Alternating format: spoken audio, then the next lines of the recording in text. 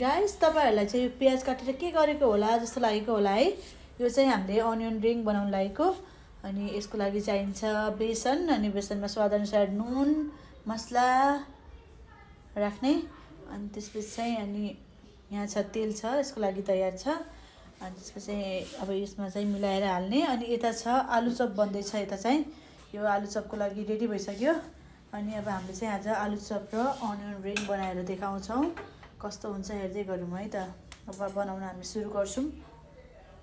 एकछिनमा देखाउँछु ल। अनियनलाई चाहिँ यसरी बेसनको पिठोमा हाल्ने। यस्तो मिठो हुँदो रहेछ, एकदम सजिलो मिठो खाजा खान चाहनुहुन्छ भने चाहिँ एकदम सिम्पल अनि यस्तो टेस्टी हुन्छ नि। यो यसरी हाल्ने, तेल तताउने, तेल तातिरहेको छ त्यसको लागि। त्यसमा मिक्स गर्ने त्यसलाई चाहिँ एउटा भाँडामा चाहिँ तेल तताएर यसरी हाल्ने। यसलाई पिठो चाहिँ धेरै बाक्लो नगर्नु होला, फेरि टाँसिन्छ हैन। यो चाहिँ यति गरेको छौँ। अब यो तयार हुँदैछ, हेर्नु कस्तो हुन्छ। अघि एकदम टेस्टी भएको थियो। अब यो चाहिँ सेकेन्ड लटको हो। हुँदैछ है, हुँदैछ। यो ब्राउन ब्राउन भएपछि चाहिँ निकाल्ने। अझै हुँदैछ। हेर्नु हाम्रो अनियन रिङ चाहिँ तयार भयो। अब यो चाहिँ यस्तो भयो।